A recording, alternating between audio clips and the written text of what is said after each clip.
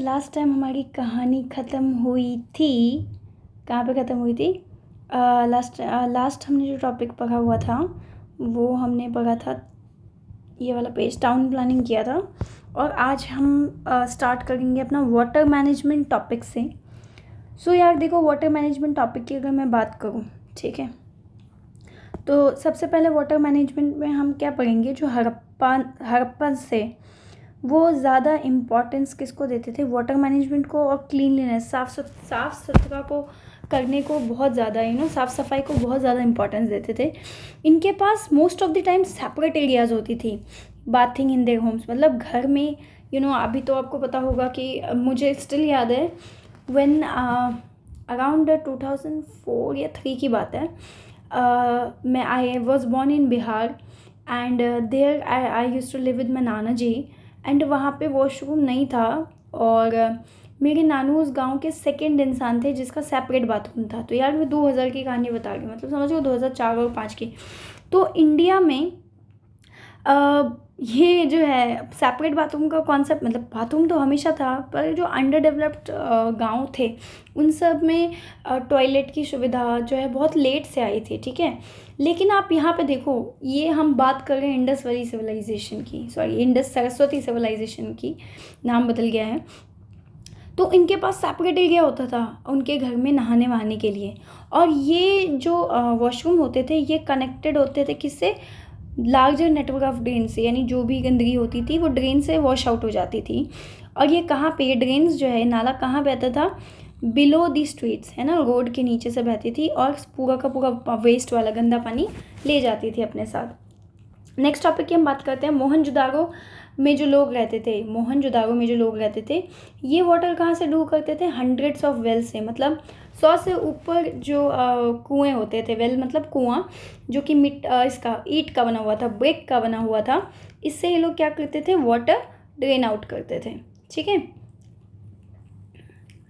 Drew करते थे, मतलब पानी निकालते थे, ड्रेन आउट तो बहना होता है, ड्रू ड्रॉन, है ना, थोड़ा सा वर्ड मिस्टेक हो जाता है। बट अदर रीजन्स की अगर मैं बात करूँगी तो उसमें पॉन्ड होती थी, ठीक है, नियर बाय स्ट्रीम्स होती थी, है ना, नदियों के पास पॉन्ड होता था, स्ट्रीम होती थी, ठीक है। और ह्यूमन मेड, इंसानों का बनाया रिजर्वायर भी होता था। रिजर्वायर क्या होता है, एक लार्ज बड़ा सा नेचुरल आर्टिफिशियल प्लेस जहाँ पे पानी को स्टोर किया जाता है, उसको रिजर्वायर बोलते हैं, ठीक है। धोलावीरा की अगर मैं बात करूँ एट द सेम टाइम कहाँ पे पड़ता है, लोकेशन ध्यान में रखना, धोलावीरा पड़ता है आपका कच्छ में, दैट इज़ इन गुजरात, है ना, गुजरात में। गुजरात की कैपिटल क्या है बता देना, चलो गांधीनगर है। Largest reservoir measured 73 metres in length. अब देखो यहाँ पे एक इम्पॉर्टेंट क्वेश्चन बन सकता है कि ढोला लाइक अर्लियर साइट्स में इंडस वैली सिविलाइजेशंस के साइट्स में या हड़प्पन के जितने भी साइट्स थे उनमें कौन सी वो लोकेशन थी जिसके पास लार्जेस्ट रिजर्वायर था 73 मीटर का, दैट वाज धोलावीरा, ठीक है। एट धोलावीरा ऊपर देखा जाए, धोलावीरा पे कम से कम 6 लार्ज रिजर्वेयर्स बनाए गए थे। किसके बनाए गए थे, ये पत्थरों के बनाए गए थे, स्टोन्स के बनाया गया था और इसको मतलब रॉक में भी बदल गया था। Most of them were connected to underground. ज़्यादातर जो धोलावीरा में रिजर्वायर्स थे वो कहाँ से कनेक्टेड थे, तो अंडरग्राउंड ड्रेन्स थे, कनेक्टेड थे। क्यों, ऐसा क्यों, ताकि इफ़िशिएंट वाटर हार्वेस्टिंग और डिस्ट्रीब्यूशन हो सके, आराम से वाटर हार्वेस्टिंग और डिस्ट्रीब्यूशन हो सके, ठीक है। अब यहाँ पे देख सकते हो एक लार्ज रिजर्वायर का कट देख रहे हो धोलावीरा में, 33 मीटर्स है इसकी लेंथ, ठीक है। नाउ नेक्स्ट टॉपिक जो है वो है व्हाट डिड द हड़प्पन्स ईट, क्या खाते थे ये हड़प्पन्स। तो देखो यार, हड़प्पन्स ने बहुत सारे सेटलमेंट्स बनाए छोटे और बड़े नदियों के आसपास, ठीक है। तो एक लॉजिकल चॉइस था, ईजी एक्सेस टू वाटर था उनके पास, एग्रीकल्चर के लिए भी, क्योंकि रिवर के अंदर सॉइल होते हैं, एनरिच सॉइल, रिवर जो है सॉइल को और अच्छा एनरिच करता है, बेहतर बनाता है। आर्कोलॉजिकल फाइंडिंग्स कहता है कि हड़प्पन्स जो है वो कैरल्स, ठीक है, कैरल्स का उपयोग करते थे। कौन से कैरल्स, जैसे कि बार्ली, वीट, मिलेट्स, ठीक है, और कहीं कहीं पे तो राइस भी मिलता है। इन एडिशन टू पल्सेस, दाल के अलावा, what is pulses, a category of crops which include beans, peas and lentils. Lentils को दाल बोलते हैं, पल्सेस में सिर्फ दाल नहीं आता। It includes beans also and peas also, ठीक है। और इसके अलावा वेजिटेबल्स का भी ये लोग कल्टिवेशन करते हैं। ये फर्स्ट थे यूरेशिया में, ठीक है। तो हड़प्पन्स क्या थे, हड़प्पन्स जो थे आपके वो फर्स्ट थे कहाँ पे, यूरेशिया में, ठीक है। जो कि कॉटन का ग्रोथ, जिन्होंने कॉटन का ग्रोथ किया था, कॉटन उपजाया था, ठीक है। और इसके बाद इस कॉटन को ये वीव करते थे, वीव करना मतलब बुनते थे, कुछ ना कुछ बनाते थे, किसमें पर कन्वर्ट। अब वीव करेंगे तो कॉटन को आपको पता ही है, कॉटन के कपड़े बनते हैं, तो ये इस टाइम में इन्होंने क्लोथ को वीव करना स्टार्ट किया था। इसके अलावा इन्होंने फार्मिंग टूल्स बनाया था जिसमें कि प्लो आता था, और कुछ जो है आज के मॉडर्न डे फार्मर्स भी इस्तेमाल करते हैं। ये जो फोटो आपको दिख रही है स्मॉल क्ले मॉडल है प्लो का, जो कि बनावली इन हरियाणा में मिला था, ठीक है। जो इंटेंस एग्रीकल्चर एक्टिविटीज़ थी बहुत अच्छी, जो मतलब इंटेंस का मतलब क्या होता है, इमीडिएट बोल सकते हो, एग्रीकल्चर एक्टिविटी था। वो मैनेज करते थे 100 ऑफ स्मॉल रूरल साइट्स और विलेजेस, ठीक है। मतलब कई सारे छोटे छोटे गांव और शहरों में, रूरल साइट्स में, ठीक है, एग्रीकल्चर एक्टिविटीज़ को मैनेज किया गया था, ठीक है। सिटीज़ जो थी वो सिर्फ तभी सर्वाइव कर पाती थी अगर इनफ एग्रीकल्चर प्रोड्यूस हो पाता था फ्रॉम रूरल एरियाज, ठीक है। द हड़प्पन्स ऑल्सो डोमेस्टिकेटेड, अब ये इंपॉर्टेंट है, हड़प्पन्स ऑल्सो डोमेस्टिकेटेड, क्या डोमेस्टिकेट करते थे, अ नंबर ऑफ एनिमल्स। क्यों करते थे ये, डोमेस्टिकेशन मतलब पालते थे, क्यों पालते थे, मीट कंजम्पशन के लिए, किस लिए, मीट कंजम्पशन के लिए, और फिश के लिए भी। अब फिश तो ऑब्वियस सी बात है रिवर और सी दोनों में पाया जाएगा, ठीक है। और ये हमें कैसे पता चलता है, from the large number of animal and fish bones, जो कि एक्सकवेशंस के टाइम पे हमें मिला, ठीक है। What did Harappan cooking pot contain, Harappan के जो कुकिंग पॉट्स थे, खाना बनाने का जो बर्तन था, उसमें क्या क्या मिलता था। Scientific examination of clay pots कहता है, प्रोवाइड करता है इंफॉर्मेशन या आंसर कि डेयरी प्रोडक्ट्स और सरप्राइजिंगली आपको टर्मरिक, हल्दी के रिमेन्स मिले, अदरक और बनाना के भी रिमेन्स मिले। क्लियरली उनका जो डाइट था वो काफ़ी डाइवर्स था, ठीक है। अब brisk trade, next topic is a brisk trade की हम बात करेंगे, ठीक है। तो देखो ब्रिस्क ट्रेड में आपको क्या समझना है कि हड़प्पन्स जो थे वो इंगेज थे एक्टिव ट्रेड में, ट्रेड करते थे वो, ठीक है। सिर्फ अपने सिविलाइजेशन में नहीं बल्कि आसपास के दूर दराज के इलाकों में भी ये लोग ट्रेडिंग करते थे, ठीक है। नहीं और आसपास के इलाके के अलावा other civilisation cultures within and outside India, Bharat के अंदर और भारत के बाहर हर जगह पे, ठीक है। ऑर्नामेंट एक्सपोर्ट करते थे, टिम्बर एक्सपोर्ट करते थे, डेली यूज़ का सामान एक्सपोर्ट करते थे, गोल्ड एंड कॉटन एक्सपोर्ट करते थे, और कुछ फूड आइटम्स भी ये लोग एक्सपोर्ट करते थे। जो सबसे ज़्यादा फेवर्ड ऑर्नामेंट्स था वो बीड्स थी कार्नेलियन की, ठीक है। A reddish semi precious stone, what is breeds of carnelian, carnelian होता क्या है, एक लाल सा कुछ सेमी प्रीशियस, बहुत प्रीशियस भी नहीं बट प्रीशियस से कम भी नहीं माना जा सकता, स्टोन जो है मिला था मोस्टली इन गुजरात। हड़प्पन के जो क्राफ्ट पीपल होते थे वो डेवलप करते थे special technique to drill them, ताकि एक स्ट्रिंग जो है उनके बीच से निकाला जाए और फिर उसको डेकोरेट किया जाता था अलग अलग तरीक़ों से।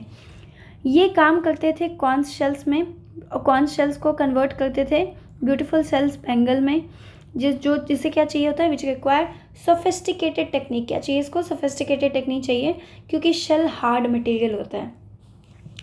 What the Harappans imported in exchange of the exported, आप एक्सपोर्ट तो करते थे पर एक्सपोर्ट के बदले में ये इम्पोर्ट क्या करते थे, ठीक है, ये अभी तक क्लियर नहीं है। इट प्रोबेबली इंक्लूडेड, माना जाता है कॉपर इंक्लूड करता था क्योंकि वो जो है उस टाइम पे लोगों के लिए कॉमन नहीं था और लोगों को पता भी नहीं था मोस्ट ऑफ द केसेस में, तो ठीक है। इसके अलावा हड़प्पन्स ने मास्टर किया था आर्ट ऑफ वर्किंग कॉपर, एक सॉफ्ट मेटल। अगर टिन को कॉपर में, मतलब क्या इन्होंने मास्टर किया था कि अगर टिन में कॉपर को मिलाया जाए, ठीक है, कॉपर टिन को मिलाया जाए तो जो रिजल्टिंग मेटल है वो क्या होता है, ब्रॉन्ज होता है, जो कि कॉपर से भी ज़्यादा हार्ड होता है। यानी टिन में मिला दो तुम कॉपर, ठीक है, CU ये नेम है, कॉपर को CU भी बोलते हैं, ठीक है, abbreviated term.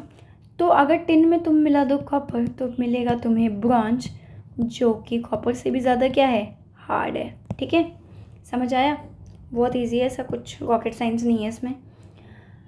This Harappan used bronze. अब उसको टिन को कॉपर को मिला के ब्रॉन्ज बनाते थे और फिर उस ब्रॉन्ज से टूल्स बनाते थे, पॉट बनाते थे, पैन बनाते थे, जो कि आप बाकी फिगर्स में भी देखोगे। देखो कितने ब्यूटीफुल पिक्चर्स एनसीईआरटी ने डाल रखी है।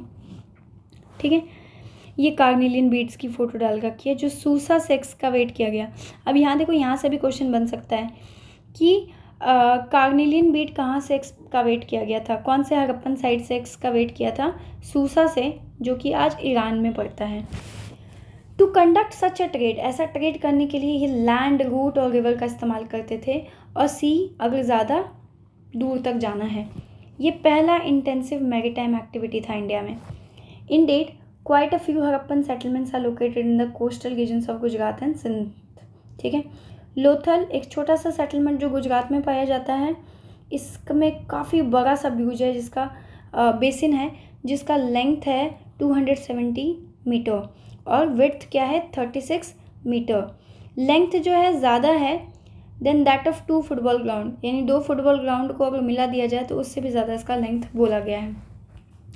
ये जो बेसिन है ये डॉकयार्ड की तरह है, एक स्ट्रक्चर जिसका इस्तेमाल किया जाता है रिसीव करने के लिए, to receive and send boats for further transportation of goods. So dockyard is also an important point. Such elaborate trade require traders to be able to identify their goods. ऐसे elaborate trade के लिए क्या चाहिए कि traders जो हो वो उनको पता हो कि उनका गुड्स क्या है। ठीक है, और वो आपस में एक दूसरे को भी जानते हो। This seems to have been the chief purpose of thousands of small seals. ठीक है, which have been excavated from many settlements. These seals, ये जो सील्स हैं ये किसके बने होते थे? स्टेटाइट के बने होते थे। What is steatite? A soft stone. ठीक है, जिसको हार्ड किया जा सकता है हीट करके। ये मेज़र करता है सिर्फ फ्यू सेंटीमीटर। ठीक है, और जनरली डिपिक्ट करता है animal figure. Above them a few signs that are part of writing system, but that system, पर वो सिस्टम और जो सिम्बलिक मीनिंग होता है एनिमल फिगर का, वो अभी तक जाना नहीं गया है। It is yet to be understood. What is certain is that they somehow relate to trade activities. पर क्या जाना जा सकता है कि कहीं ना कहीं ये ट्रेड एक्टिविटीज़ से रिलेट करता है। अभी कुछ सील्स की फ़ोटोज़ आपको यहाँ पे दिख रही होगी। ये हड़प्पन सील क्या दिखा रहा है? यूनिकॉर्न दिखा रहा है। ठीक है, बुल दिखा रहा है और हॉर्न टाइगर दिखा रहा है। The life of the ancients, archaeologist have unearthed many objects. बहुत सारे ऑब्जेक्ट्स को अनअर्थ किया गया था जो कि हड़प्पन्स ने बनाया था या इस्तेमाल किया था। जैसे कि आपको ये दिख रहा होगा टेराकोटा पॉट। ठीक है, ये ब्रॉन्ज का मिरर है और ये है टेराकोटा पॉट। ठीक है, कुछ स्टोन्स, ठीक है, दोनों के दोनों कहाँ से मिले? धोलावीरा से मिले। अब ये गेम्स बोर्ड है, देख लो चेस जैसा कुछ लग रहा है।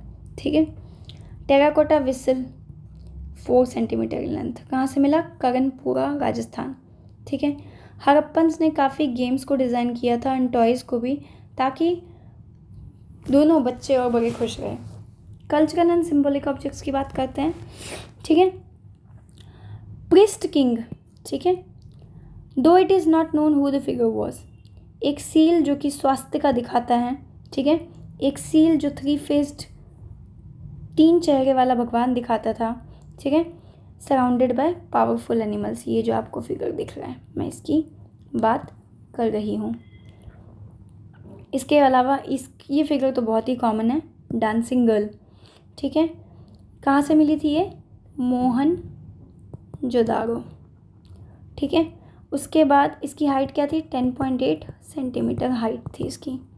ठीक है, टेराकोटा फिगरिन सिटी नमस्ते, ये देखो, a design on a pot, एक पॉट पे डिज़ाइन बनाया था जो कि थर्स्टी क्रो की कहानी बताता है, प्यासा कौवा का। ठीक है, जो एक रास्ता निकालता है पानी पीने का at the bottom of the pot. बचपन में आपने कहानियाँ सुना होगा ना कि पानी बहुत नीचे था तो उसने पत्थर डाला, डालते गया तो बाद में पानी ऊपर चला गया। ये भी उस टाइम दिखाया गया था, ये वाली फिगर यहाँ पे जो है। Then and a new beginning. अब ये क्या है? एंड था या नया शुरुआत था? पर इसे जानने से पहले हम ये एक्सप्लोर करते हैं। ठीक है, अब ये देखो, ये सब कुछ क्वेश्चंस है जो स्कूल के बच्चों को करना चाहिए। तो अगर कोई स्कूल का बच्चा देख रहा है ये वीडियो, क्लास 6 में आप ये वीडियो देख रहे हैं, ठीक है, तो ये अगर आप चैप्टर को अच्छे से पढ़ोगे तो खुद ही सॉल्व कर लोगे। ऐसे क्वेश्चंस एग्जाम में नहीं आते, पर ये आपकी नॉलेज को इन्हांस करेगा। द एंड और अ न्यू बिगनिंग, अब ये ख़त्म था या नई शुरुआत थी। कुछ 1900 BCE में सिंधु सरस्वती सिविलाइजेशन यानी इंडस वैली सिविलाइजेशन अपने सारे अचीवमेंट्स के बाद गिरने सा लगा, ख़त्म होने लगा। जो सिटीज़ थी वो एक एक करके अबेंडन होने लगी, ठीक है। अगर कोई इनहेबिटेंट्स बच गया था तो इन्होंने रूरल लाइफस्टाइल, गाँव में रहना पसंद किया, ठीक है, because of the change environment. ऐसा माना जाता है कि जो अर्लियर गवर्नमेंट और एडमिनिस्ट्रेशन थी, ठीक है, वो एग्जिस्ट नहीं करती थी। ग्रेजुअली धीरे धीरे हड़प्पन्स जो है वो जो है 1000 से 100 में और छोटे छोटे रूरल सेटलमेंट में कन्वर्ट हो गए। Now causes of the decline, क्या कारण थे? आर्कोलॉजिस्ट इसके मामले में बहुत फैक्टर्स प्रपोज करते हैं, ठीक है। ऐसा कहा गया था कि वॉर हुआ, ठीक है, और जब आक्रमण हुआ तो इन्वेजन का मतलब क्या होता है? आक्रमण होता है, ठीक है। जब आक्रमण हुआ तो उसने शहरों को ख़त्म कर दिया, ठीक है, लेकिन वॉरफेयर या इन्वेजन का कोई ट्रेस नहीं मिला। Indeed Harappans do not seems to have kept any army और weapons of war. As far the evidence goes it seems to have been a relatively peaceful civilisation. क्या माना जाता है कि हड़प्पन सिविलाइजेशन क्या थी? पीसफुल थी। 2 फैक्टर्स पे करंटली एग्री किया गया है अभी। पहला, क्लाइमेटिक चेंज एक रीज़न हो सकता है जिसने दुनिया को काफ़ी इफ़ेक्ट किया था 2200 BCE के आसपास, ठीक है, जिसके कारण रेनफॉल कम हुआ एंड ड्रायर फेज, सूखा पड़ गया, जिसके कारण एग्रीकल्चर डिफ़िकल्ट हो गया, ठीक है, फूड सप्लाई कम हो गया सिटीज़, शहरों में। दूसरा जो रीज़न दिया है वो कहता है कि सरस्वती रिवर सूख गई, ठीक है, सेंट्रल बेसिन के पास। सडनली सिटीज़ जो थी वहाँ पे, जैसे कि कालीबंगन और बनावली, कहाँ पे है ये? बताना बनावली मुझे, ठीक है, वो अबेंडन हो गए। They could have been other factors. अब अदर फैक्टर्स क्या होगी? These 2 reminders of how much we depend on climate. ये हमें क्या बताता है कि हम कितने क्लाइमेट पे डिपेंडेंट थे और इन्वायरमेंट पे, हमारे रहन सहन के लिए। ऑल्दो द सिटीज़ डिसअपेयर्ड, हालांकि शहर डिसअपेयर, गुम से हो गए, लेकिन much of the Harappan culture और टेक्नोलॉजी जो है वो सर्वाइव कर गई और पास की गई next phase of Indian civilisation, जो कि हम फ्यूचर चैप्टर में एक्सप्लोर करेंगे। सो दैट्स ऑल गाइस, ये पार्ट 2 ऑफ द चैप्टर में ख़त्म हो गया है।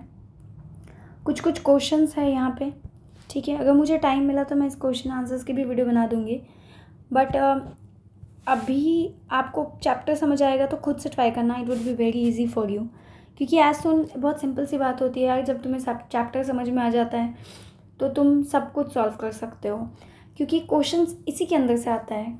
रॉकेट साइंस नहीं पूछेगा, ठीक है। अगर इससे कुछ भी आना होगा तो वो इन्हीं पेजेस से आएगा, रॉकेट साइंस नहीं पूछेगा। And if you are in class 6 and you are watching this video, I definitely say, अगर तुम्हें इतने पॉइंट समझ में आ गया ना, तो मैं दुनिया का कोई भी लाइन इस पूरे चैप्टर में से उठा के दे दूँ, you would be able to solve it. And I think that's all for today. If you like the content, appreciate me by subscribing to the channel, okay, and thank you so much for watching the video.